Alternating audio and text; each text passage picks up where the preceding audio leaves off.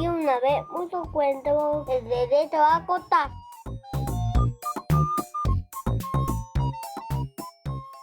Sí, Alexis, tienes mucha razón. Había una vez el derecho a contar. Y hoy, justamente, es esa vez. Buen día, Marita.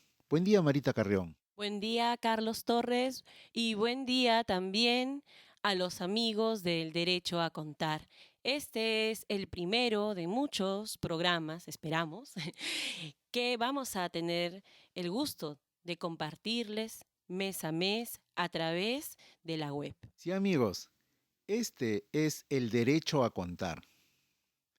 El derecho a compartir historias, a regalarnos relatos, a escuchar juntos cuentos, mitos y leyendas, a compartir la memoria. Todos tenemos derecho a contar.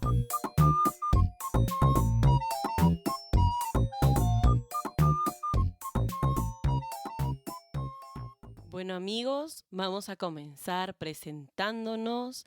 Yo soy Marita Carrión, maestra de teatro, actriz y fabuladora o cuentacuentos. Yo soy Carlos Torres, el narrador.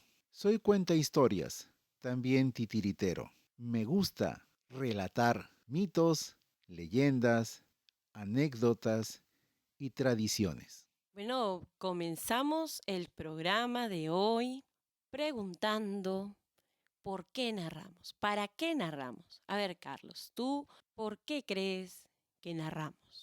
Yo digo que narramos porque siempre sentimos una necesidad de que la memoria no se extinga, que haya un registro de lo que nos antecedió, sea que hablemos a nivel personal, a nivel de vecindad o a nivel de patria.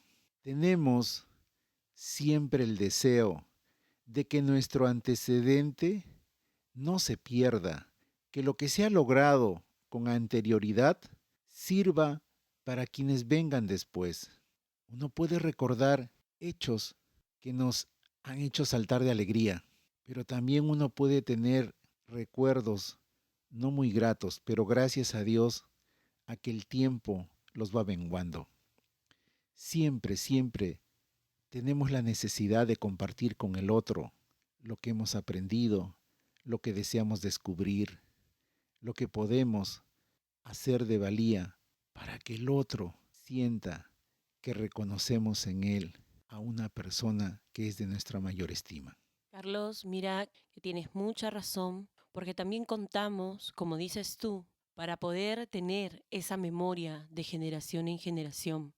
Fíjate que hace unas semanas, en una invitación a un festival que hablaba justamente sobre la etapa de la violencia interna que vivió nuestro país, yo iba con mi hijo en el tren y él me preguntaba por qué contaba ese tipo de cuentos, si no eran bonitos, si no tenían finales felices.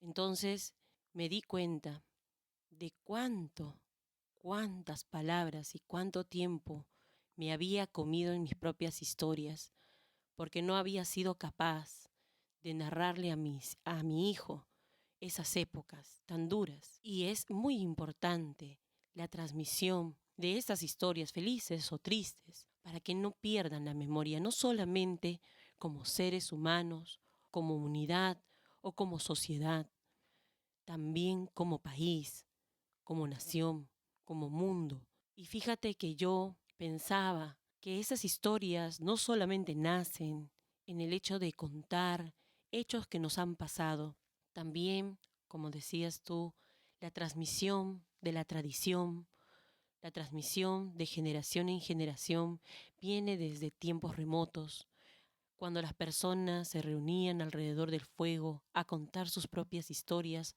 lo que habían visto en sus descubrimientos del mundo. Hace un buen tiempo visité el Museo de Sitio, no de Caral, sino el que está en Supe, y allí vi una maqueta muy bella de una mujer con un largo collar de plumas, con las manos extendidas hacia las estrellas, y pregunté quién era esa mujer. Y el guía del museo me dijo, esa mujer es parte de la estructura social de esta comunidad, de esta cultura, muy importante. Ella es la curandera, porque a través no solamente de sus plantas, sino también de sus palabras y de sus rezos, curaba el espíritu de la comunidad.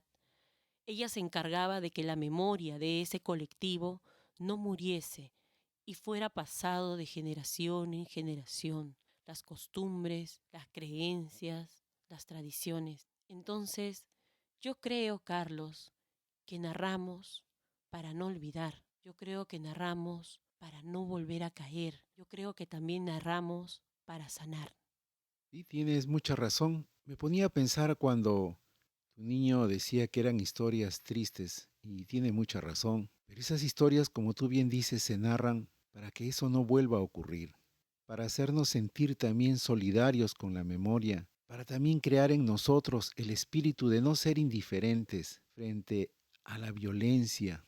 En realidad esas historias deben mantenerse siempre frescas en nuestra memoria. Es a veces un poco difícil encontrar las palabras para que quienes sean las escuchas puedan entender y dimensionar lo que la historia les está diciendo. Y mientras estoy aquí en este momento conversando contigo, pues me han entrado unas ganas de escucharte uno de esos relatos a los que tú nos tienes acostumbrado. Esta vez, Carlos, déjame compartirte un poema que también responde las preguntas de los niños de por qué quieren cuentos.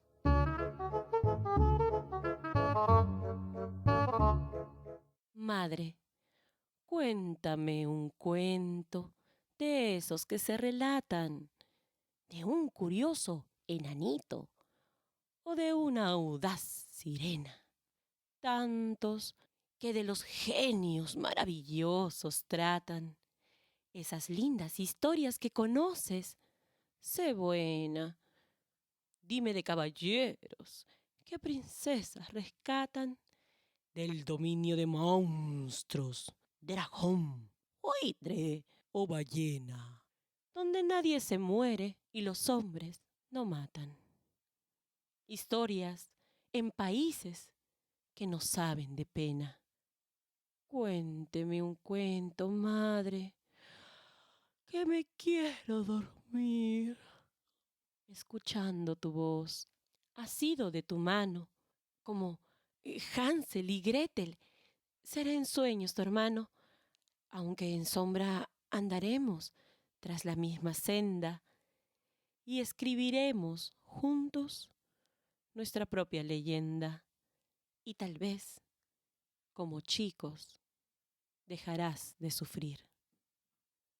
Poema Cuéntame un cuento, madre, de la poeta y autora argentina Marilina Révora.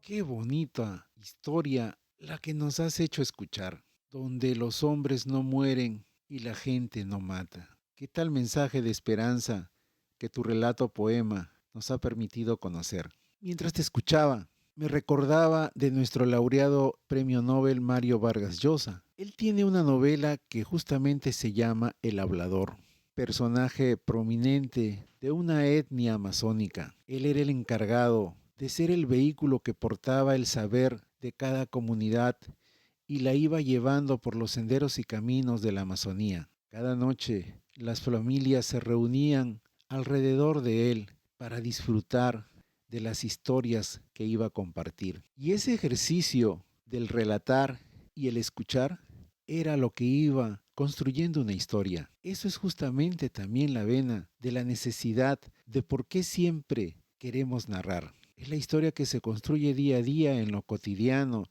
en lo aparentemente banal, pero que tiene muchísima importancia. Yo te puedo compartir que cuando tenía 4 o 5 años, la memoria a veces se me enflaquece y trato de buscar en el recuerdo.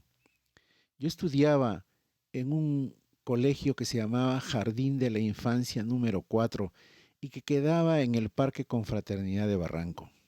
En esas épocas los niños íbamos a la escuelita enfundados en unos mandiles o guardapolvos de color blanco. Mi mamá, que nunca le sobraron las monedas, Se buscó un costalillo de avena. Lo lavó, lo lavó, lo lavó con tal paciencia hasta que logró que la tela del costal se volviera tan blanca como si fuera una popelina de fábrica. Ya con ese material, ella me confeccionó el mandil. Yo estaba orgulloso porque era mi uniforme nuevo. Y en el lado derecho de mi pecho, junto al corazón, con hilo de color rojo, ella bordó mi nombre.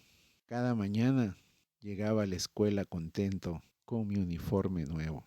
A eso de las 12 del mediodía iba mi mamá acompañada de mi hermanita para recogerme. Ya de camino a casa, mi hermanita una vez me preguntó, ¿y qué te enseñaron hoy? Y yo le dije, garabatos.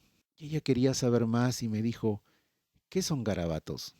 Yo le extendí y le mostré la hoja de papel que nos daban en la escuela. Era un papel en el cual hacíamos los primeros trazos a lápiz.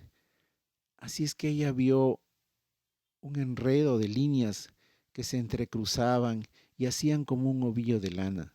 Yo le dije, ese es un garabato. Mi hermana me dijo, me gusta, regálamelo.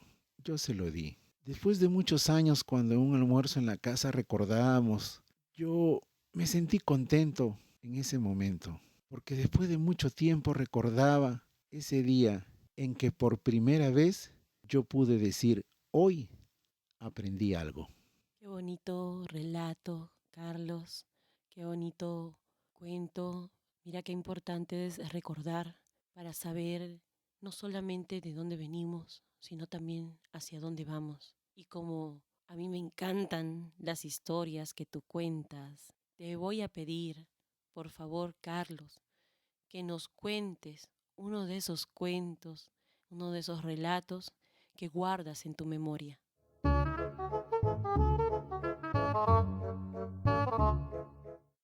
El sueño del sapo. Este es un relato del titiritero argentino Javier Villafañe. En medio del bosque había un pequeño estanque, vaya una lagunita de aguas celestes rodeada de piedrecillas blancas. Ese era el hogar de una comunidad de sapos. Un día, uno de los sapos dijo en voz alta, esta noche voy a soñar que soy árbol. Los demás escucharon, afinaron el oído y conversaron entre ellos. Dice que va a ser árbol. Todavía faltaba mucho tiempo para que el sol se oculte.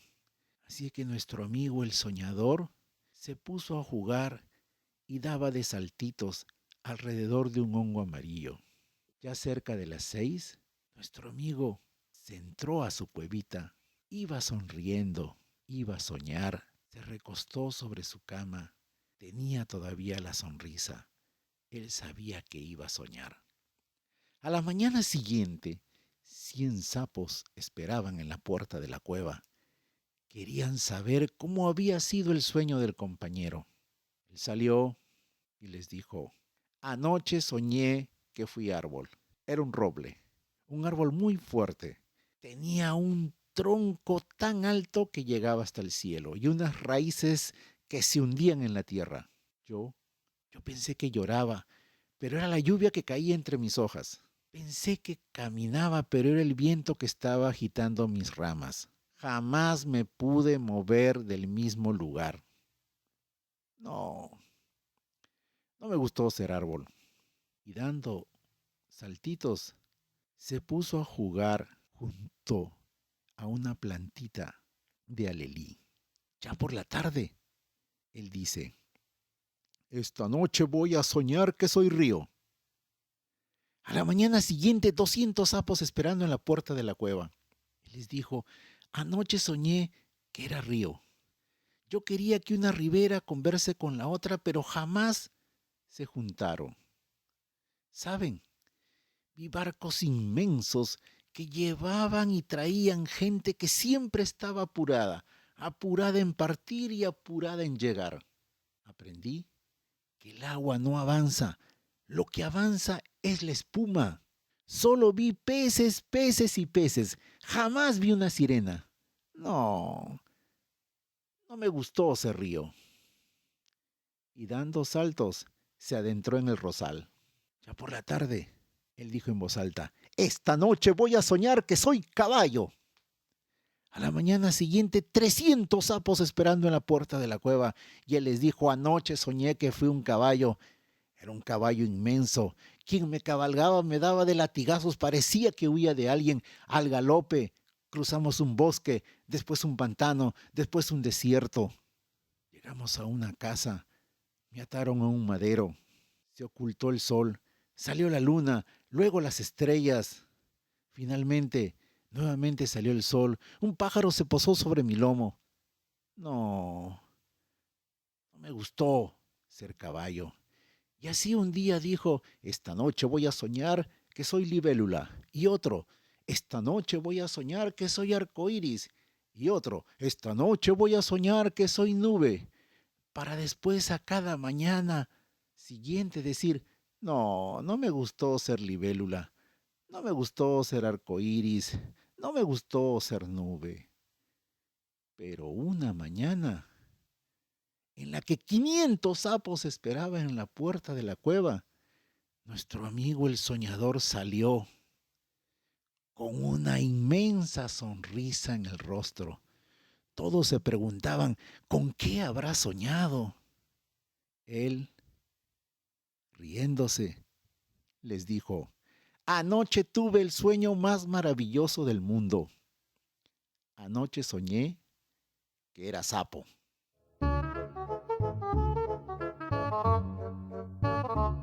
Gracias, Carlos. Qué bella historia. A mí siempre me han gustado tus historias y esa de allí me hace reír porque me siento como un sapo.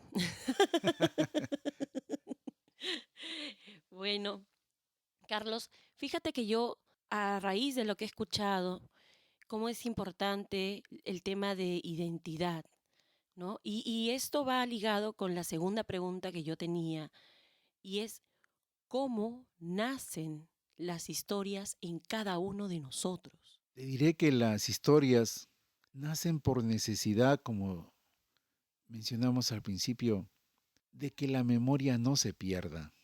Las historias también tienen el propósito de explicar algo que no se sabe por qué es así. Las historias también son el referente para que un grupo de personas, una nación, sientan el orgullo de cuál fue su origen. Tú mencionas lo del cuento del sapo y hablaste de la identidad. Sí, justamente ese es el mensaje que trae el relato. Cuando me refiero yo a las historias que hablan sobre el origen de una comunidad, de una nación, pues me pongo a pensar en el mito de Manco Cápac y Mamahoyo que emergen de las aguas del lago y que, provistos de una barra de oro, van buscando el lugar donde esta barra pueda enterrarse y que al llegar a un paraje que es conocido como Cusco, pues la barra allí se incrustó. El pueblo que narra esta historia, pues mediante esta leyenda, nos está haciendo saber que su origen no es cualquiera, que su origen es divino. Y conociendo este relato, podemos saber quiénes fueron los fundadores y cómo fue su proceso. Esa es una de las maneras en que nacen las historias.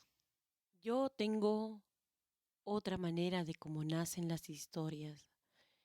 Y para mí también, no solamente de la forma como lo has explicado, sino que también nacen las historias dentro de la familia, dentro del hogar, sea el hogar que sea, abuela, hermano, primo, tío, padres separados o juntos.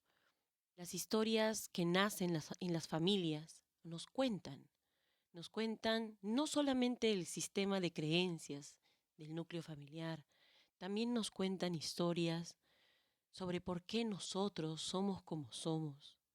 Y ellos también, los padres, las madres, a través de sus relatos, tratan de hacernos comprender aspectos de la vida que nosotros, por ser quizás niños en ese momento, o jóvenes o adultos, no llegamos a vislumbrar por completo. Son a través de estas historias donde ellos, de manera muy amable, nos acercan a realidades Entonces, es para mí, por ejemplo, muy importante el tema de que las familias tienen que contar sus propias historias. En los almuerzos de la familia, los desayunos, en las reuniones, esas anécdotas que ellos dicen son importantes para los niños, para saber de dónde vienen, porque así van a saber a dónde van, porque así ellos van a poder vincular pedacitos de cada una de esas historias y ir construyendo su propia identidad. Mira, yo una vez vi un ejemplar de la Biblia, un gran volumen, inmenso, creo que es el más grande que he visto, y que en las primeras páginas tenía unos espacios punteados reservados para poner el nombre del papá, el nombre de la mamá y el nombre de los hijos que tuviera ese matrimonio.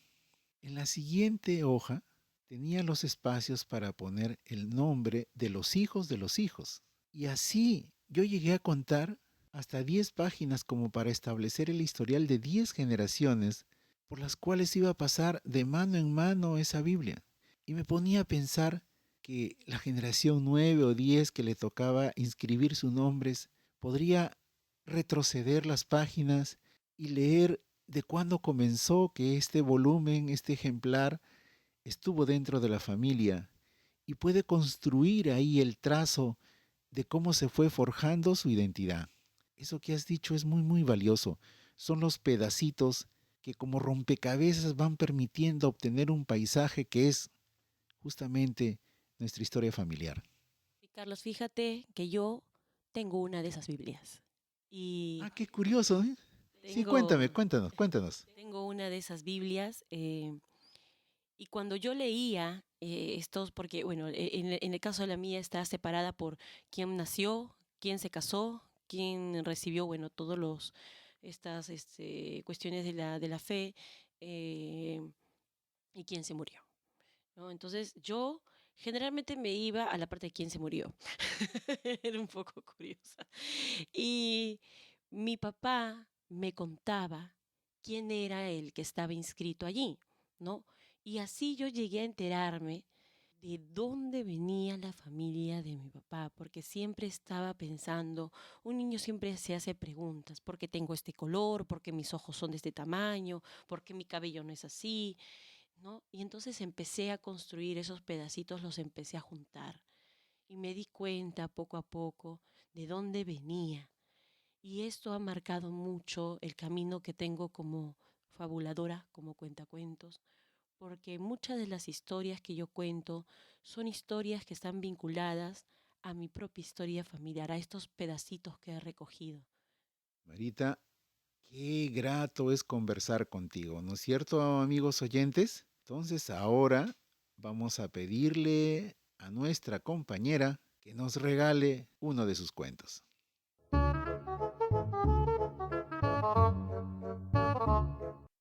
El niño Manuelito de la Espina. Cuando yo era niña, era muy traviesa. Mi mamá me agarraba a chancletazos si me escapaba. De todas formas, cuando volviera a verla, me iba a castigar. Yo estaba completamente segura. Si no le había dado de comer canicas al gato, le había puesto piojos en la cabeza a una señora en la iglesia, o ya me había yo escapado para el parque a treparme a los árboles y a comerme la fruta verde y luego llegaba con dolor de panza. Mi mamá, harta de todas las travesuras que le hacía, un día agarró y yo ya me estaba yendo a travesar al parque cuando en eso mi oído agudo la escucha decir: ya vendrás como el niño Manuelito. Y yo, curiosa como era, me acerco y la miro y le digo: ¿quién es el niño Manuelito? Y mi mamá me cuenta que su mamá le contaba a ella que hacía muchísimos años, cuando el mundo mágico y el mundo humano eran uno solo, hacia esas tierras llegó la imagen de una virgen con un niñito en brazos. Así que la pusieron en el altar principal de esa pequeña iglesia de ese pueblo. El cura daba la misa y apenas terminaba la misa barría un poco, cerraba la iglesia y se iba a la parroquia, al cuarto parroquial. Y cuando esto sucedía, el niño se desperezaba y empezaba a saltar por un lado, por el otro, por un lado, por el otro. Y empezaba a agarrar las cosas y le empezaba a jalar los hábitos a los santos porque era un niño y quería jugar. Y las iglesias no son un buen recreo, así que el niño muy aburrido quería ir a los campos a buscar otros niños con qué jugar. Y le decía a la Virgen, ya pues mamita, déjame salir, yo voy a regresar, no seas así, déjame salir mamita, mira que yo me porto bien. Y la Virgen, agotada de escuchar, le decía, bueno, pero fíjate Manuel, que tienes que regresar antes que caiga el sol, por favor. Y el niño agarraba y se salía de la iglesia por un costado y se iba a los campos, dale, que te dale, corría. Y allí en los campos encontraba a otros niños con qué jugar. Jugaban a saltar, jugaban a las escondidas, jugaban también al mundo, jugaban a todas las cosas que habían por hacer. Y así se iban los días. Antes de caer el sol, el niño emprendía la carrera, rapidito, rapidito, con sus pies menudos, se metía por un costado de la iglesia y a los brazos de la Virgen. Cuando amanecía, el cura entraba a la iglesia, miraba el piso y ¡ay, Dios santo! ¿Qué se será? ¿Quién habrá entrado? ¿Qué bicho habrá entrado a la iglesia? Mira, puras huellas de barro me han dejado la iglesia. Yo que la había barrido, la había trapeado bonito para ahora la misa. Ahora voy a tener que limpiar de nuevo. Y en eso, cuando se acerca a limpiar, se dan cuenta que no eran las huellas ni de un gato, ni de un perro, ni ningún otro animalito. Eran huellas de pies, no de pies grandes, de pies chiquitos. Así que va caminando así, mirando huellita por huellita dónde conducen. Se da cuenta que el niño, Manuelito, que está en brazos de la Virgen, ahí en el altar principal, tiene todos los pies embarrados. Se pregunta, se rasca la cabeza. Se jala una oreja, se mete el dedo y se sale por la otra oreja y no terminaba de preguntarse y responderse el padre. ¿Cómo había hecho el niño para ensuciarse los pies? ¿Qué criatura del demonio? Uy, disculpe. Había entrado a la iglesia a mancharle los pies al niño, a querer echarle la culpa a la pobre estatua. Así de que muy molesto estaba el cura. Y en el sermón de esa misa empieza a despotricar que gente que se mete a la iglesia, que viene a mancharle los pies al niño y que quieren echarle la culpa a las travesuras, padres controlen a sus hijos y que bla, bla, bla. Terminada la misa, limpia, barre, trapea, cierra la iglesia y se va. El niño ay, se estira, se despereza y la mira a la Virgen y le dice, mamita, déjame salir a jugar. Y la Virgen, no, Manuelito, mira lo que pasó con el señor cura. Le has causado muchos problemas. Esas cosas no se hacen, hijito. Ay, yo quiero jugar, decía el niño. Y ahí mismo saltaba del altar y empezaba a jugar con las copas, haciendo torrecitas, empezaba a hacer rodar las vuelitas y todas las hostias de la comunión, las apilaba haciendo toda una torrecita, y luego jalaba las bancas, jugaba a las escondidas con los santos, le sacaba las flores, las regaba, hacía un montón de cosas, pero no se estaba quieto el niño porque era un niño y los santos ahí encargados de mantener la iglesia toda en orden, recogía todas las travesuras de este niño. Así que se acercaba de nuevo a la Virgen y le decía, ya pues mamita, déjame salir, que me aburren los santos, todo el día están rezando, ya pues déjame salir. Y la Virgen lo miraba con los ojos de madre y le decía, ya Manuelito, vaya a jugar a los campos con los otros niños, pero eso sí, regresa antes de que caiga el sol. Así que el niño salía otra vez por el costado de la iglesia, ya estaba jugando al saltar, ya estaba jugando a las bolitas, ya estaba jugando a correr, ya estaba trotando encima de los campos de trigo, cuando en eso uno de sus amigos empieza a llorar. ¡Ay, ay, ay! Y Manuelito, como es bueno de corazón, se acerca al niño Manuel y le dice, ¿qué te pasa, amiguito? ¿Por qué lloras? Ay, fíjate qué ha pasado, que por estar acá jugando se me ha quemado el pan. Mi papá me va a dar una tunda de esas que me voy a acordar, me va a dar con el chicote y yo no quiero que me pegue. Así que Manuelito coge un poco entre sus manos un poquito de barro, lo forma como si fuera un pan y lo sopla. Y oh, esa pequeña bolita de barro empieza a oler tan delicioso y empieza a aclararse y se convierte en el pan más blanco que hay. Y así hace varias bolitas y las sopla. Toma, amiguito, aquí está el pan. Anda a tu casa rapidito para que no descubran que has quemado el otro pan. Dile la verdad a tus padres, pero ahí está el pan para que comas y no te falte el alimento. Gracias, Manuelito, gracias. Qué bueno que eres, Manuelito. Y así se pasaba otro día, y antes de caer el sol, corriendo, corriendo, chapaba la carrera y se iba donde la Virgen. Pero por el apuro se le olvidó otra vez de limpiarse los pies. ¡Ay! El cura renegando en la mañana. ¿Quién habrá sido? Ya les he dicho a estos padres inconscientes, caracho, que dejan a sus hijos entrar a la iglesia a jugar. ¿Cómo habrán entrado estas criaturas ¿Cómo habrán entrado estas criaturas? ¡Qué barbaridad! Ya mancharon otra vez los pies del niño. ¡Qué pesados estos mocosos ahí! Ya, limpiando. Limpia. Como ese día no había misa, cierra la iglesia y se va a buscar por las comunidades a quien confesar. Y apenas el cura sale, el niño se despereza. Mamita, mamita, déjame salir a jugar. Y la Virgen, no, Manuelito. Ay, ¿para qué? Ya te digo que no. Vamos, anda, sal a jugar, pero esta vez límpiate los pies, hijito. ¿Para qué le das trabajo al señor cura? Mira cómo reniega. Ya, mamita, ya, mamita. Y se iba a jugar el niño. Ese día, a una niña se le había perdido todo el ovillo de lana. Triste estaba la niña cuando la encuentra Manuel. ¿Qué te ha pasado, amiga? Y la niña le cuenta. Entonces Manuelito se arranca uno de sus cabellitos y empieza a envolverlo en sus manitos. ¿Y cómo daba el cabello? Nunca terminaba, hasta que terminó un ovillo grande y se lo entrega a la niña. Toma, amiguita, yo te doy un ovillo lleno de hilos de oro puro.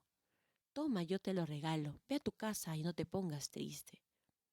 Cuando los niños se van a sus casas a contar esto, los padres, ¡ay! Esto es un milagro. De repente están hablando con el niño Jesús. Se fueron a llamar al cura. Pero el niño Manuelito, ajeno de esta realidad, estaba jugando con los otros niños. ¡Ay! Saltando, saltando, saltando, saltando, mientras que los adultos tramaban, decían, ¿cómo es posible? Hay que llamar al cura. Y cuando encontraron al cura, le contaron estos milagros. Y el cura se explicaba qué pasaba. De seguro que llegando a la iglesia no iban a encontrar a Manuel, porque de repente había salido. Sí, sí, sí, esto es un milagro, esto es un milagro. Así que cogieron todas sus cosas y se fueron a la iglesia. El niño Manuelito, entre tanto, estaba jugando y tanto se entretuvo que no vio. Ya el sol empezaba a caer. Cuando ve que los últimos rayos están tocando la tierra, chapa la carrera, pero en eso, una espina del trigo se incrusta en su pie. Llorando, llorando en medio de los campos, le dio la noche. Cuando los padres, el cura, todos llegan a la iglesia, efectivamente no encuentran al niño. ¿Dónde estará el niño? ¿Quién se lo habrá robado? No, de seguro no se lo han robado, de seguro que es un milagro. Vamos a buscar al niño Manuel. Todos salen a los campos a buscar al niño. Por arriba de los cerros, por debajo de los cerros, por atrás del río, por delante del río, y no encontraban al niño. Hasta que uno de sus compañeritos de juego grita, ¡Manuelito, Manuelito! Todos van a ver y encuentran efectivamente al niño Manuelito. Pero lo encuentran ¿cómo? Lo encuentran sentado, con su piecito levantado y apoyado sobre la rodilla de la otra pierna, y en la planta de su pie una gruesa espina clavada, y en su carita unas lágrimas gordas y redondas que rodaban por allí. Pero ya no estaba vivo, era una figura de yeso, porque al caer el sol, en eso volvía a convertirse fuera de la iglesia. Desde ese día, en el Perú, se venera al niño Manuelito de la Espina como un niño milagroso, un niño bueno que hace favores, travieso, pero muy bueno.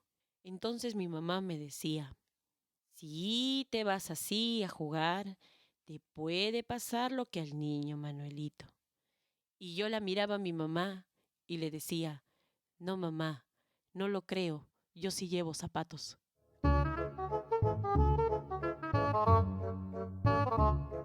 Gracias, gracias Marita. Qué linda historia. Me has acariciado los oídos y también el alma. Estoy seguro que los oyentes están compartiendo algo de lo que estoy diciendo en este momento.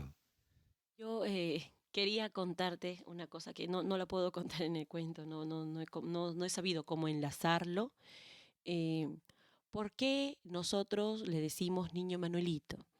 Sucede que el niño, cuando lo traen de España, ¿no? Eh, los conquistadores le dicen Emanuel, ¿no? Porque en el originario es el Emanuel.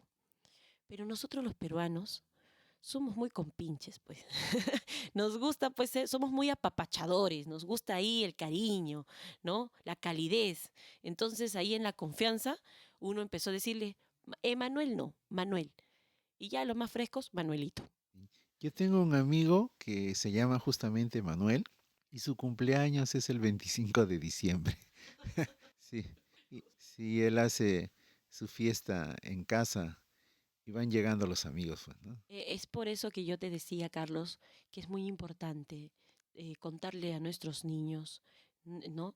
Sobre todo los niños que tienen su mente fresca, pero también a los adultos para despertarlos. Importante contarle las historias que nacen en las familias, ¿no?